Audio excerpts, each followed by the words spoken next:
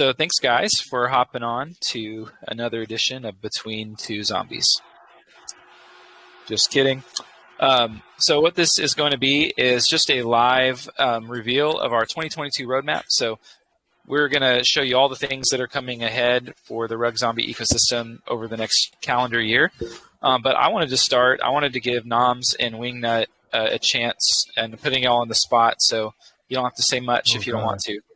But I wanted to give you guys a chance to just kind of say anything about kind of where we've come in the last 6 months. If you have anything that that you're particularly proud of, development-wise or anything. I'd just like to thank everyone who joined us. It's been like 5-6 months, and I think it's been a journey for sure, but like it's been very exciting, and we have a lot of cool things planned over the next couple of weeks, months. So thanks for joining us. Noms is very excited about Q1 for next year. Yes. I think we all are, though. We got a lot of things cooking that are coming out in the first quarter. So the next 6 weeks specifically for me. Yeah, we got a lot of fun stuff coming up, and I mean, really, for me, I'll be pretty excited here in a couple weeks, maybe sooner. Well, I'm going to say a couple of weeks, but probably sooner than that. Yeah. Dang, holidays got in the way of your development.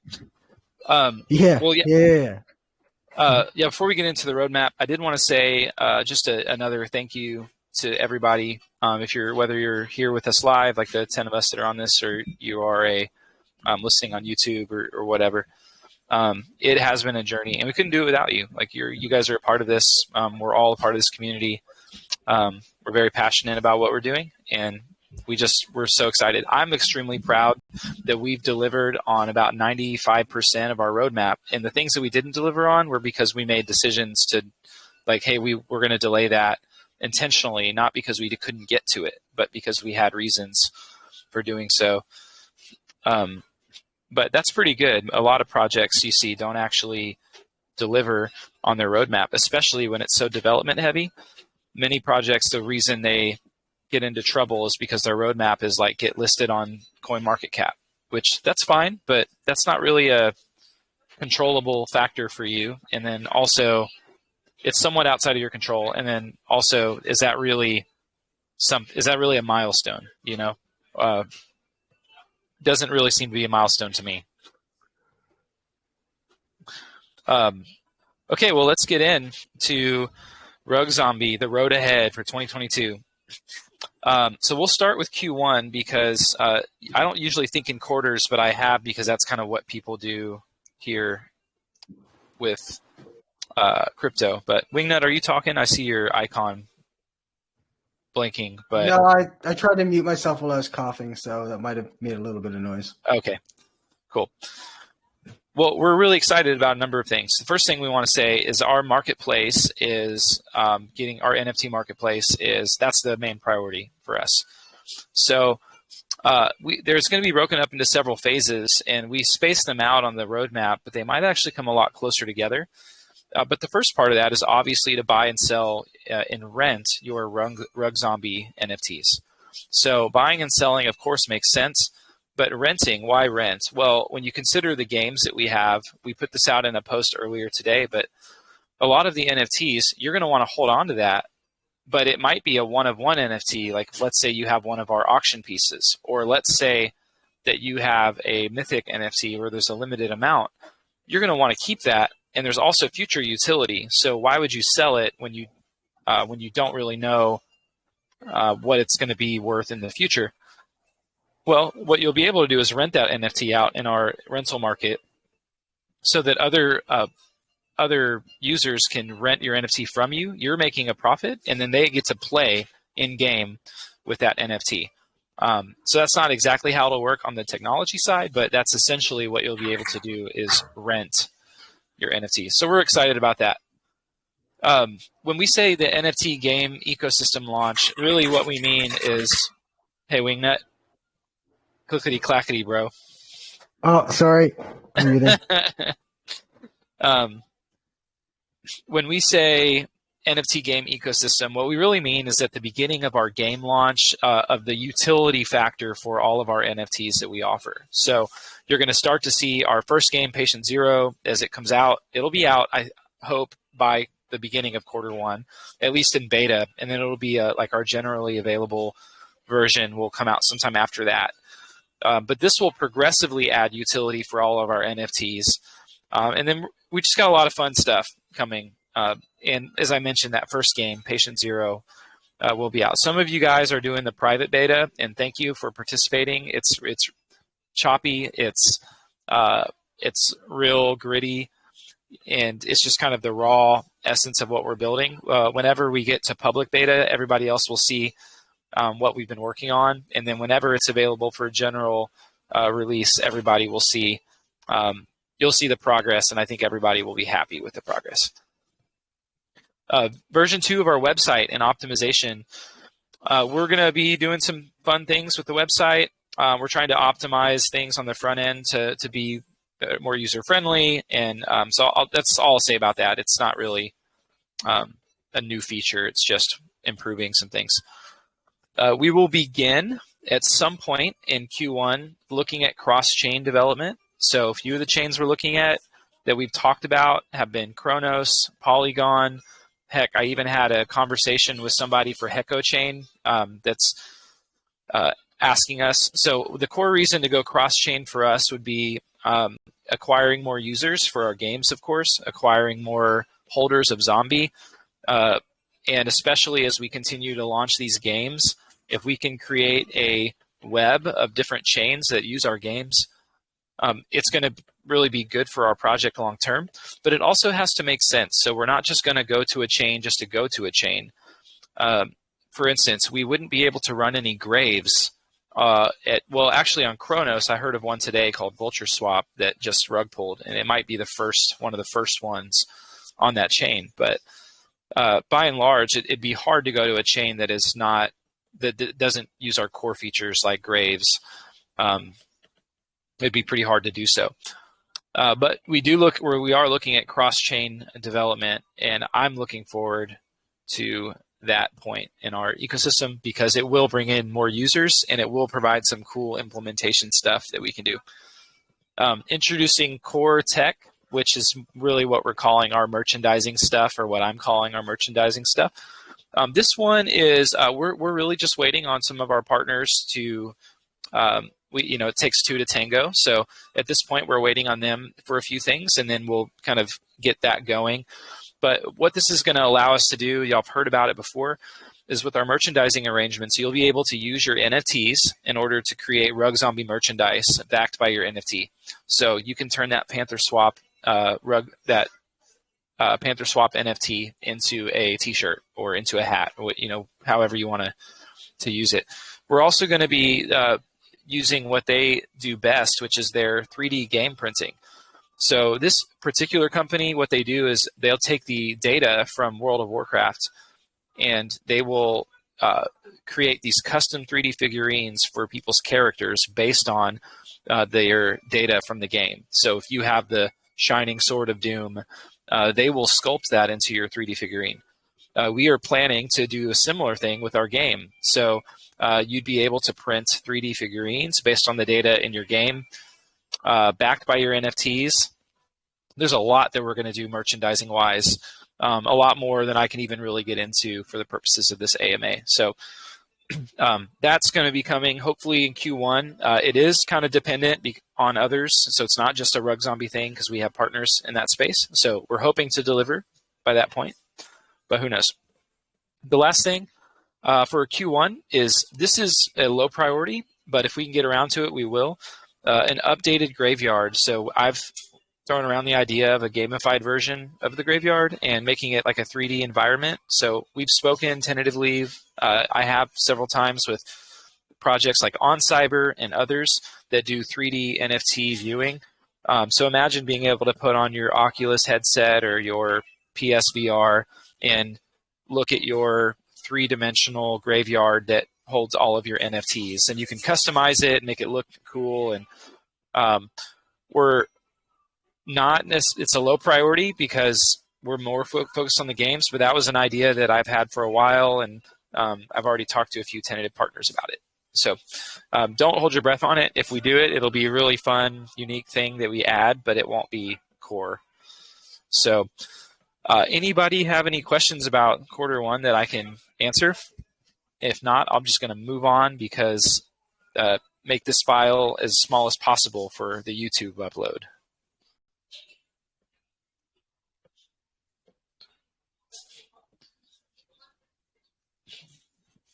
You guys are great. Okay. Everybody's tracking. Okay, the road ahead, Q2. So some of these, I will say, are a little bit, we don't quite know when they will be available. So the first thing is the Book of Zom. You guys have seen, some of you have seen a new Twitter handle for the Book of Zom, and I cannot spoil what it is going to be in the concept of at least the theme and what we're building. But what I will tell you is it will be an NFT collection. That is all I can tell you at this point. It is a related project to RugZombie. It is going to be effortlessly integrated into our ecosystem in many ways, but it is in some ways a standalone NFT project that we are building. Dead Weapons presale. So this is highly contingent on the development of a beta version of a new game that we are testing out. But I think that if we make a lot of headway on some of our primary game, that this one could be done in Q2. But that one, I believe, has an asterisk in the Git book because I don't want to overcommit on that. This project is another one that I'll have to leave as a mystery, but it is going to be in the RugZombie ecosystem. It will help use RugZombie NFTs, and it will burn our native token as well as some other tokens whenever we get to those implementations. So it's pretty cool. Some of the merchandising improvements in phase 2, what that really means is kind of reversioning what we're able to do with the merchandising portal that we'll have. So we will be scaling our NFT to real world objects. We'll be scaling that infrastructure to include some other projects. And I'm really excited about that. So phase 2 for that will be all about helping other projects create real world items from their NFTs. NFT Marketplace phase 2, what that is all about is taking that next step for our marketplace. So the first step, phase 1, is to add RugZombie NFTs that you can buy and trade and rent. The second phase, which I imagine we can do phase 2 a lot faster. So in some ways the timeline's arbitrary. But what phase 2 will encompass is being able to whitelist specific partner tokens, or partner NFTs rather. So if there are NFTs on the Binance Smart Chain that are partners of ours, we will gladly use our secondary marketplace for you to list them. We want to bring NFT sale traffic over to our site. So we're going to be pretty selective at first about the projects that we list because we want to handle them carefully. So if let's imagine a NFT project that handles a lot of that has a lot of secondary sales. The way we'll incentivize it is we'll have like the lowest fees on the chain for them. We're also going to place a priority on projects that will also integrate into our games. So we're going to be curating the list for that. And another part of phase 2 will be whitelisting certain NFT artists in order to mint on our website. So it'll be free for our selected artists. They won't have to pay to mint the NFTs. Obviously, they'll pay for the gas, but they will be able to have their own dedicated page and collection available to sell on at no cost to them, just because we love the artists that we work with. And so we'll start with the artists we already have, and then we'll add more as we go. Hopefully by this second quarter, we'll have cross-chain implementation completed. That would be the goal. And along with that is something that we have to game out, but bridging the NFT assets that people own. If we're going to deploy a game that's going to play with our NFTs, there needs to be a way for people to bridge their NFTs from one chain to another, or there needs to be some kind of way for our games to interact with multiple chains. So that's really what we mean by NFT bridging. We'll figure out the best way to do that, but the purpose of that is to allow for people holding NFTs on multiple chains to interact with our game in an efficient and streamlined way. So that's the core of what that is. Any thoughts on quarter two? Any questions? If not, I'll just blaze on ahead to quarter three. Cool. I just did want to mention that I don't know if there was like a lot of emphasis on the card game, but Q1 and into the start of Q2 is where development on the card game will be like pushed a lot. I'll make a lot of progress there. So I think that the community should be seeing something end of Q1, start of Q2 regarding the card game. Very cool. So in addition to that, regarding what you mentioned about multiple chain integration for the game, the best solution for us probably will just to be instead of bridging NFTs, the game will just be able to read multiple wallets. That's why I clarified. Thanks for that, Noms. That's why I clarified what the intention of that statement was. It's not necessarily to bridge your NFTs, but to find the way to encompass all of the NFTs from multiple chains that you might hold. So bridging was perhaps the wrong term there. Cool. Yes, and speaking of the retail game, so I placed it here on quarter three because I wanted to set, it was on purpose. So we are aiming to deliver by the end of quarter one, beginning of quarter two on some of that game. However, I put quarter three because I wanted to put a little bit of expectation setting for our community. Because what I fear happens is when people get hyped up about a game, they can always be wondering when game. And I just want people to have like a long-term set of expectations for this. So I placed it in quarter three, but just know that we're working on it, and it probably will be delivered faster than that. But we can say quarter three. We can say quarter three here, and then nobody will be angry with us when we launch it in March. That's true. That's kind of the Scotty time frame. Something before then. Yeah, it's going to be fun. So some other things about that, some other things related to quarter three, or the retail game rather, is the release of the factory. The factory is what we're calling the mechanism by which you turn your NFTs into the cards.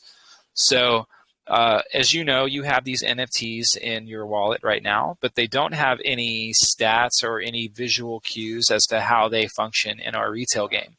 Well, our factory is going to be the place where you turn the core raw materials of your NFT into the cards that you want in your deck to play with. So that's what that feature is. So that will be released alongside the game because you will need those cards to play. And there will be some drops and some fun stuff alongside it. So let's talk a little bit about what I have here for Book of Zom DAO. So this is part of the ambition we have with this Book of Zom project. And unfortunately, I can't give away any details, but what you can imagine this NFT and a Book of Zom project to be is a decentralized NFT collection where it's hard to speak about it without giving away. I probably shouldn't have even included it. But that'll be something that I'm hoping and aiming to get out by the end of quarter three. Maybe I'll just leave it at that, and then you guys can ask probing questions in our Telegram chat over the course of the next several weeks. Let's go on to merchandising phase 3. Well, as we scale out what we're able to do with the NFTs printing real-world objects, what we hope to do with our phase 3 of the merchandising is with our game assets, we actually plan to allow you guys to participate in the e-commerce industry. So let's say you have used our factory feature to print your YPanda cards, and you are playing with those on our game on chain, but this is a retail game. You will also be able to utilize those NFTs to create real-world cards that we will then sell to third parties. Like I'm going to say the big names, not that we have any deals or anything with them, but imagine you're walking down the aisle of Target or Walmart and you buy a booster pack of the RugZombie card game.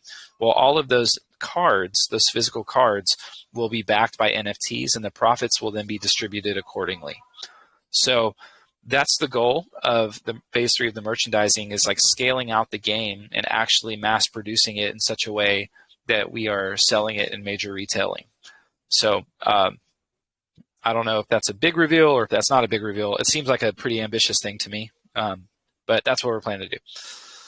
And then the last thing on here is Zombie University. This is something that a few of us in the community discussed for a little bit, but we have this problem in DeFi, in that as much as we want to hedge against rug pulls and scams, well, the fact is that they remain. So several of our spawning pools, in fact, have one of them I know that has basically stopped producing their project. And while our spawning pools are a way for you to get access to new tokens, and there's a risk there because they're new, it's designed so that you don't have to risk any of your capital and you can just hold on to your zombie, essentially.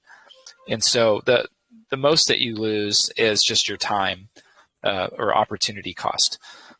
But we want to do even better when it comes to offering projects that we can get our community exposed to.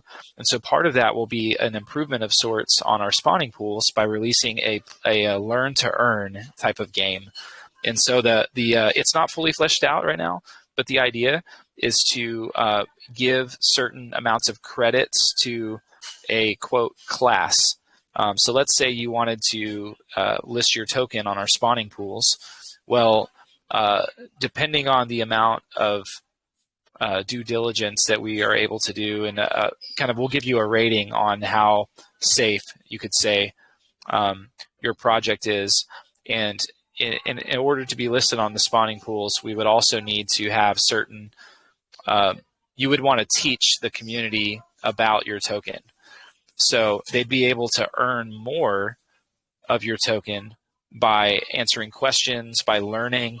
So it's just kind of a learn to earn game. It's not meant to be the biggest part of our ecosystem. For me, it's really just a way of helping our community do better at due diligence for themselves as they engage with other projects. Because just because we have them listed on a spawning pool doesn't mean it's an official endorsement of that project.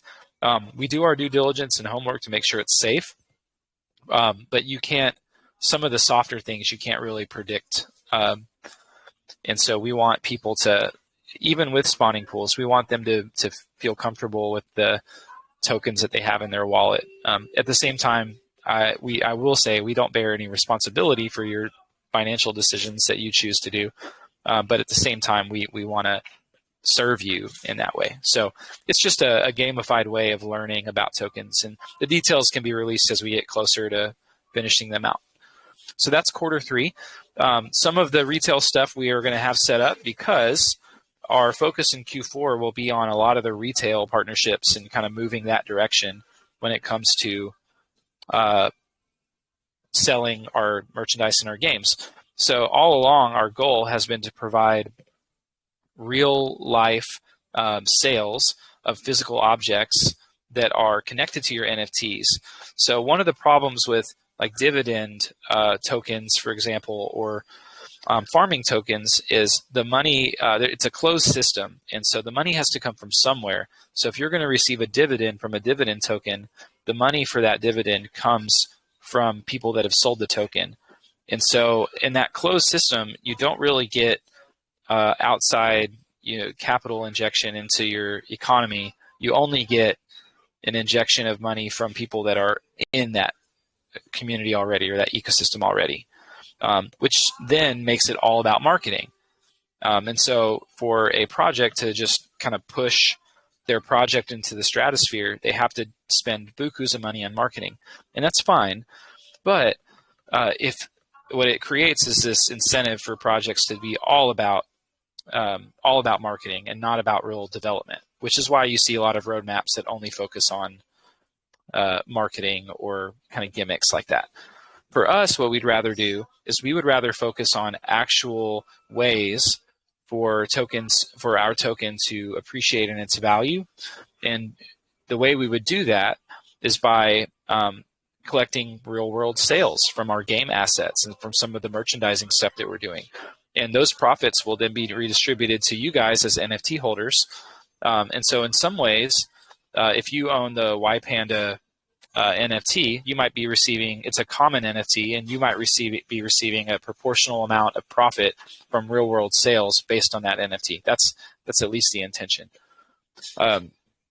So for us, in Q4 is a good time for sales when it comes to that stuff. So that's what we're doing here. Let's just say the centralized gaming authority. What I'll say about this, and especially even relating to all of our games, for Patient Zero, for Dead Weapons, the Collectorate, I'll explain in a moment, but the Decentralized Gaming Authority is essentially the idea of putting the game into the hands of our players.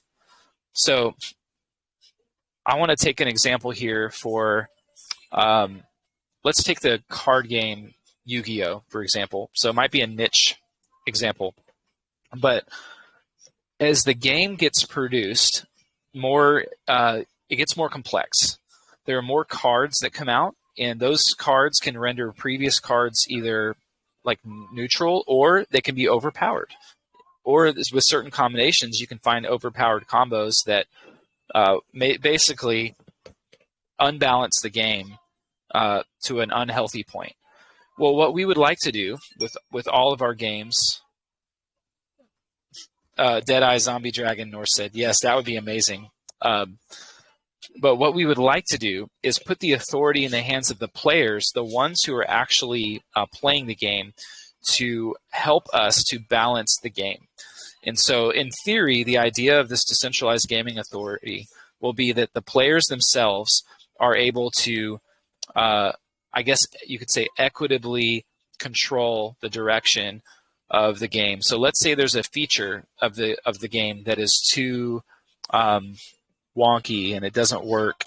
Well, the community would be able to vote to release a new version of the way that the game is played. We would keep the original game, so you could play it that way, or you could play it with the updated version, updated rules that have been voted on by the community.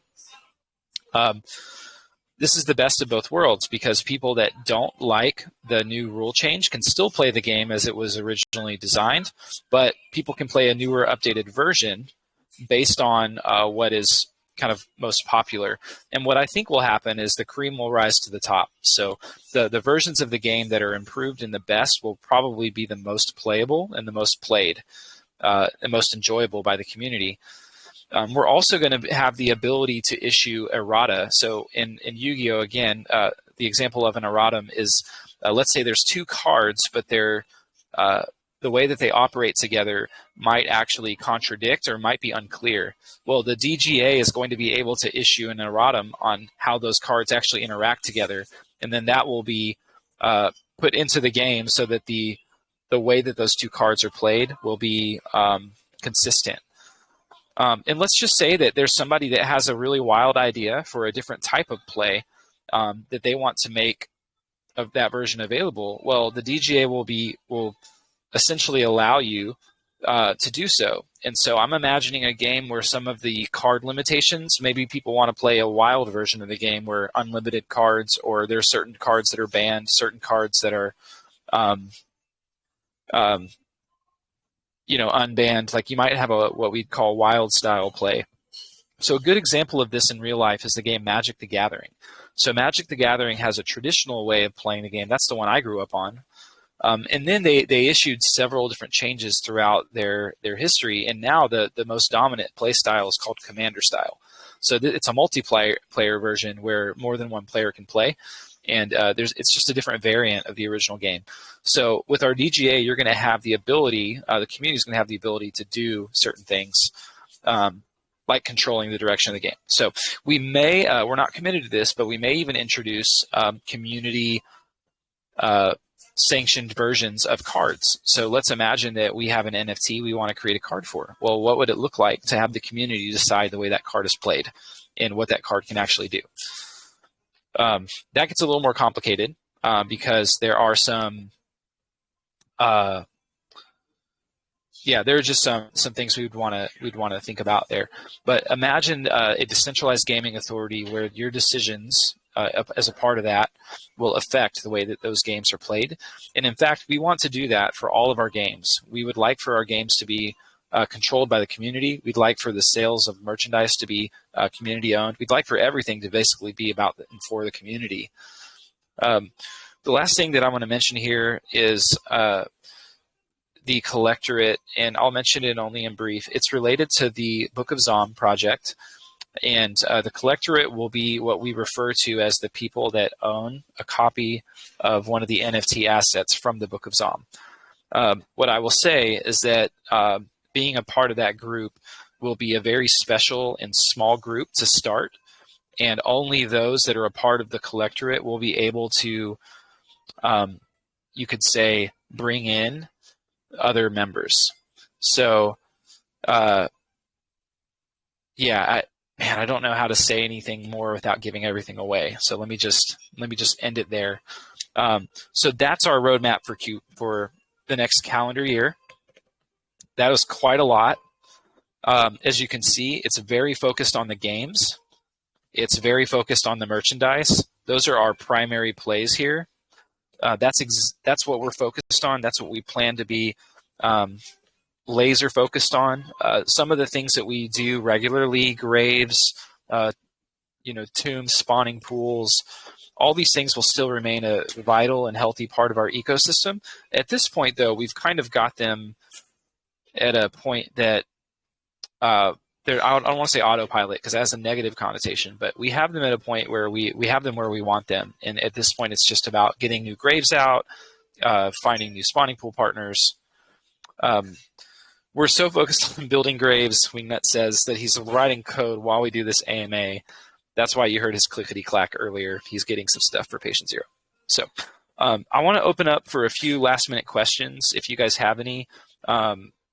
This is the time to ask your big questions. We gave away a lot of information. Like, we didn't hide. I have a mystery with the Book of Zom. That's it. But most everything else, we just kind of laid it out plainly. Any questions from the community?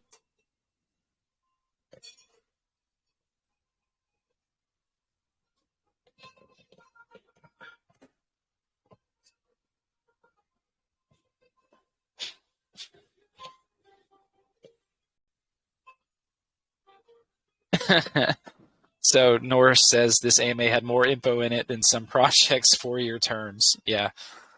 We are ambitious, I'll say that. But we have if you guys don't know, our team is pretty solid. We're pretty stacked. We've got, yes, Wingnut says we're a real project that actually deliver. Sadly, those words, Wingnut, like, as much as I say them, that we're a real project that actually delivers, other projects have said the same. But what we will continue to do is to deliver on our roadmap and continue to earn trust along the way. So if you're still on this call, or if you're listening to it for the first time, it's your first exposure to Zombie, this is my philosophy is we haven't earned your trust. We hope to, but at the end of the day, we're not going to sit around and do things in order to try and, we're not going to focus on trying to, I guess, be trusted in our community. We're going to focus on delivering and focused on building what we set out to build. And you guys can trust us or not. The hope is that, we will earn it over time. Yeah, that's kind of my philosophy there. Norse is asking if the DAO process will use a new token. We are in the process of determining some of that. It will probably be a combination of using your NFTs and also potentially the Dead Weapons project will there's some specific things we're looking into with that. So I can't answer that quite yet because we don't know. Mm-hmm. I'm personally not a fan of like projects with 10 different tokens. I'd like to have just a zombie token and maybe do DAO things with NFTs if possible. Yeah. So that's what we've been talking about. How many versions do we plan to maintain? The base plus the most updated version, or all the updates? You mean versions of the game? Likely we'll look at, yeah, that'll probably be a community decision, you know? As far as like server space and storing all the information, I don't know how all that works, but I'm assuming there's no reason for us to take down older versions of the game. We might retire them if they don't get a lot of use, but that would at that point be a community decision. And it doesn't mean that you can't play the game that way if you have the real cards in real life. So, yeah, I would say that's going to be a community decision at that point.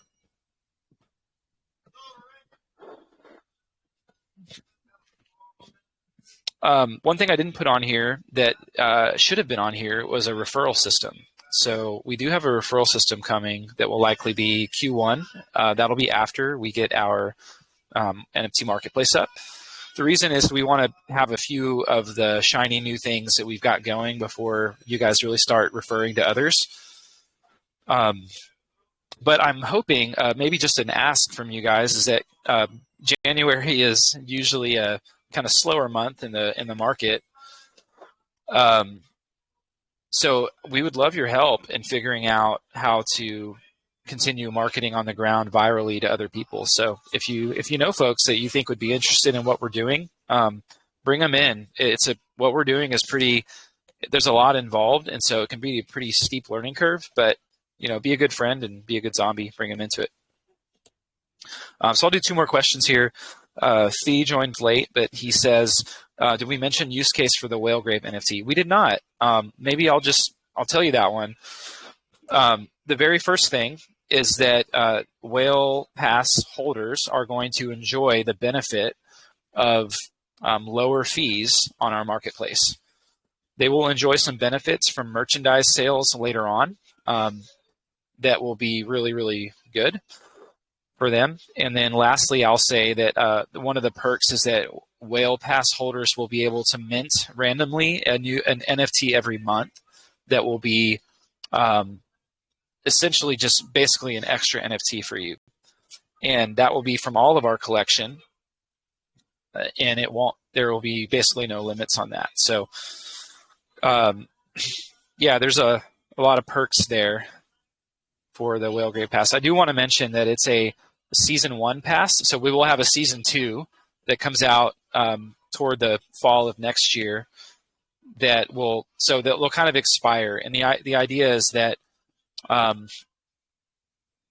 holding that current pass says that you're really it's like being a member of a club, right? So if you're a part of a country club, I'm not, but I assume that you have to pay yearly dues or something. So it's kind of that idea. Okay, maybe one more question. No pressure. Fred in chat has requested to talk. Oh, I didn't see that. Hey, Fred. What's up?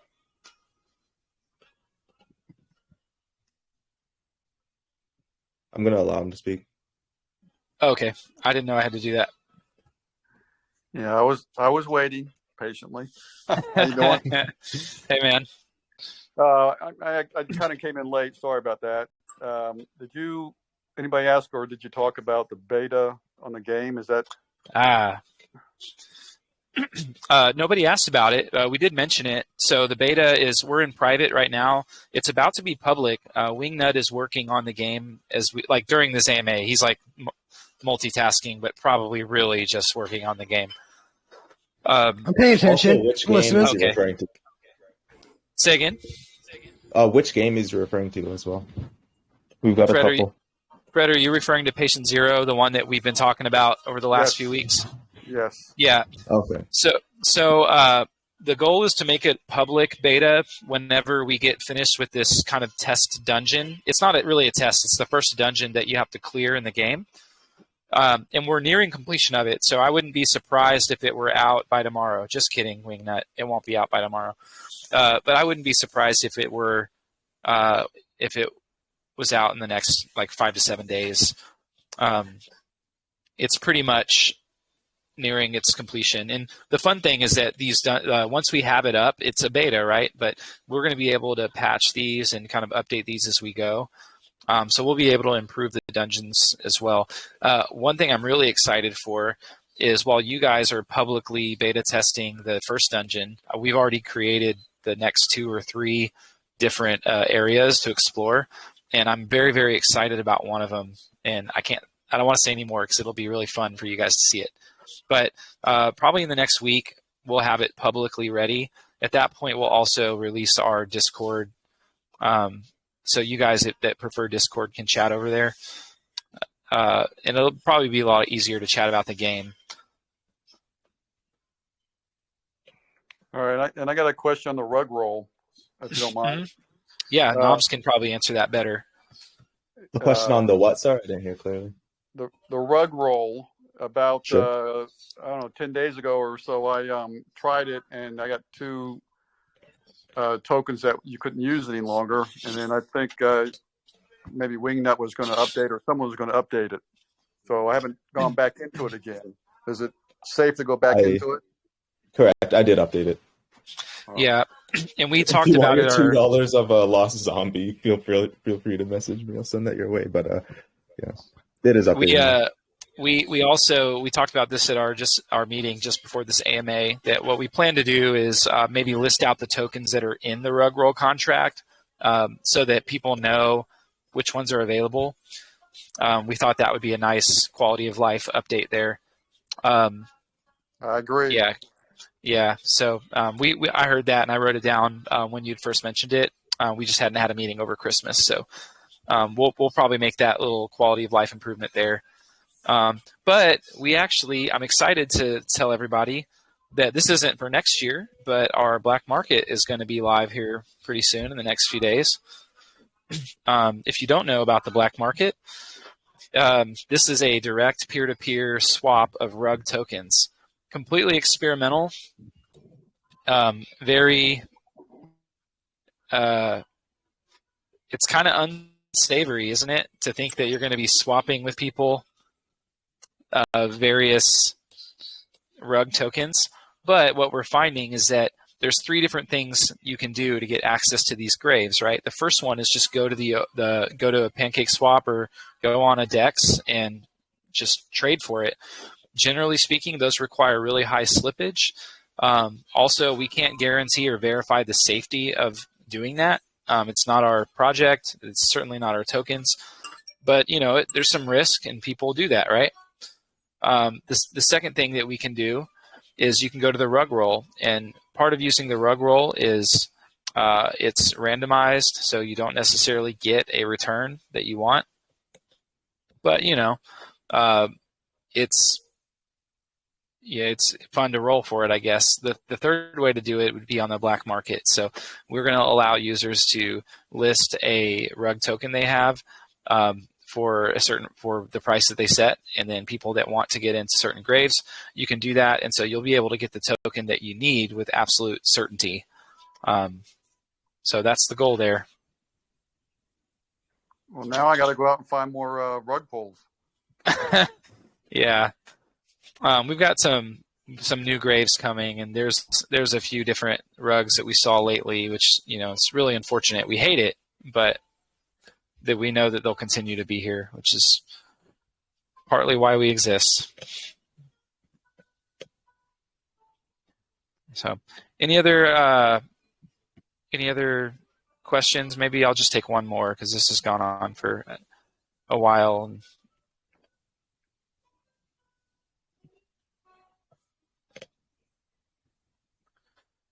Cool. Okay. Well, I'm going to give everyone listening to this some homework. You got to do 2 things. Love for you to tell your friends, tell your crypto community, crypto friends, help them understand what we do and what we're about. I think it'll be really good for them to hear it from you. And that'll really, if you think about it, it helps your own tokens that you hold because they're probably going to go buy some, and that helps you, right? But also, we just believe in what we're doing. So that's my first mission for you. The second one is if you know of NFT projects or even DEXs that have NFTs as a part of their ecosystem, please try and connect us. If they're interested in getting their NFTs on our marketplace, we can pretty much guarantee we'll have the lowest service fees for their users. Now, it won't matter for them as a project owner, but they'll be able to also set royalties for it. That's our aim, is to be basically the best place to trade NFTs on the Binance Smart Chain. And then also for NFT projects that want to integrate their NFTs into our games, we look forward to doing that. So, here's my last question here, Steve. So, okay, you wrote down your homework, hopefully. Allowed to speak. What you got, Steve? I was just wondering, if you've reached out to EarthChain, because they just did a bunch of different NFTs. They're all animal NFTs. Haven't reached out to them yet about that, but we've been talking with them about a few other things. So, okay. Yeah, because they just did all those animal ones, the dolphins, tigers, all that stuff. So, I don't know. Yeah, let me. I'll need to talk to him about that. Yeah. It's a good idea. Thanks. I'll reach out to Matt. Matt. Yeah, I was about to call him Cameron, but I'll reach out to Matt soon. Okay, sounds good. Cool. Just thought I'd throw that out there. Yeah, thanks, brother. Cool. So, okay, last thing I'll say, and that's it, because Norse reminded me, the utility, Sean wants to ask something, so I'll let him ask you.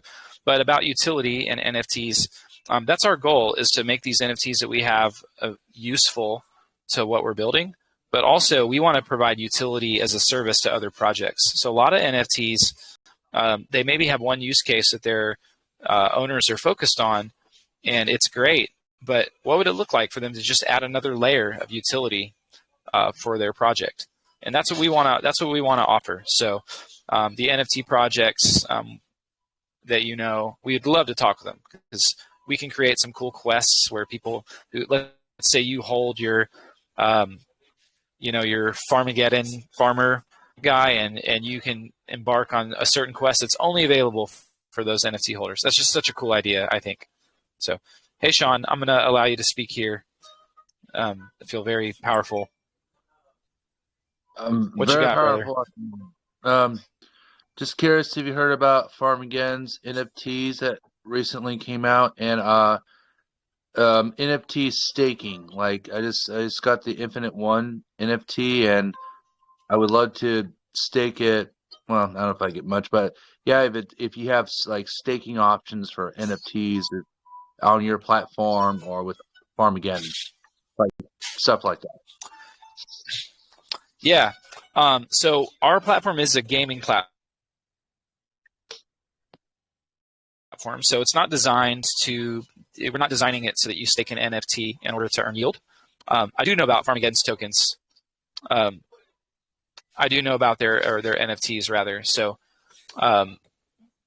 we're not intending to do that at this point. Most of our NFTs are going to have utility in our games. And if you play back this recording later, you'll hear about our merchandising that we're doing. So the yields and dividends people will earn holding our NFTs are going to come from real world sales. So that's at least the goal. I hope that makes sense. Okay, awesome. Yeah. I was just curious. I learned about the whole NFT staking. I liking I have a couple of Farmageddon already, and I'm getting some FERT, so I'm getting into it. So I'm liking what I'm doing. Yeah. So one of the fun parts. So let's take a project like Farmageddon as an example.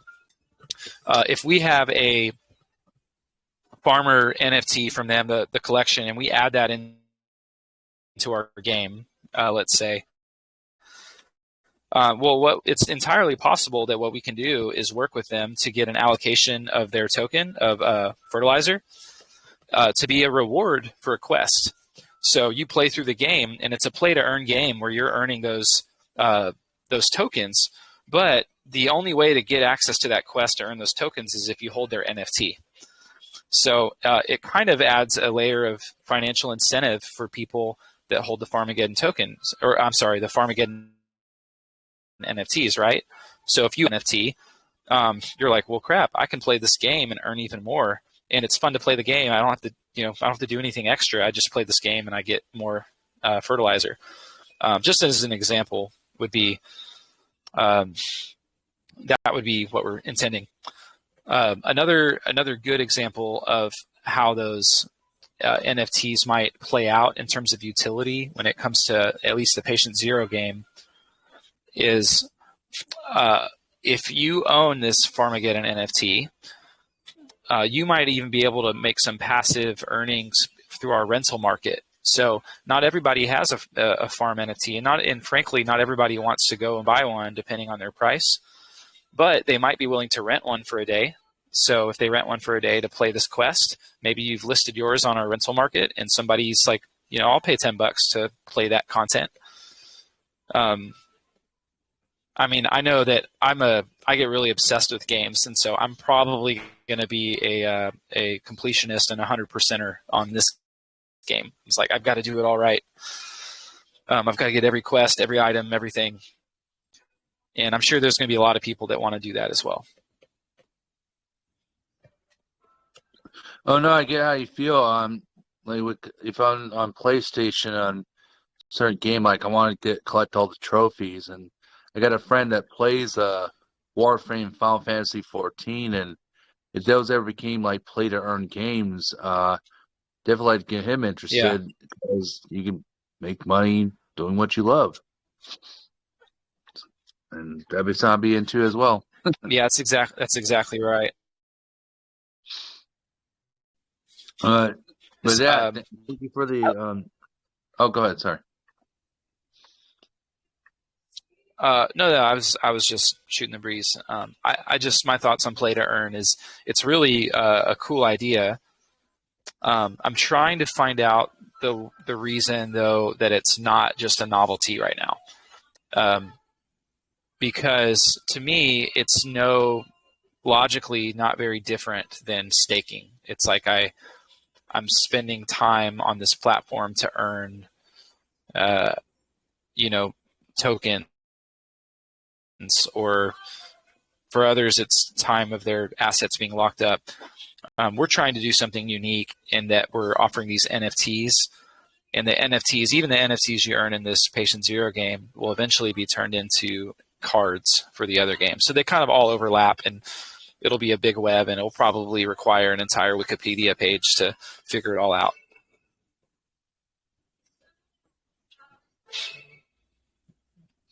Cool. Yeah, there'll be definitely a lot of figuring out, but appreciate answering my questions. Of course. Okay, guys. Well, it was a lot of fun. I was so glad I got to share some of the things that we're doing with you. I'm looking forward to the next year. Happy trading. Happy New Year. I don't know if you guys are bearish or bullish about the crypto market right now. What I'm encouraged by, for our project at least, is that most people that are in really get what we're doing, and they see the long term of what we're building here. And I'm also encouraged that just even in the market in general, that while Bitcoin seems to be slipping, altcoins aren't drastically slipping, at least many of them. So thanks for your attention, and I'm going to post this on YouTube for everybody listening later. Glad to have you. All right, bye, guys. Night.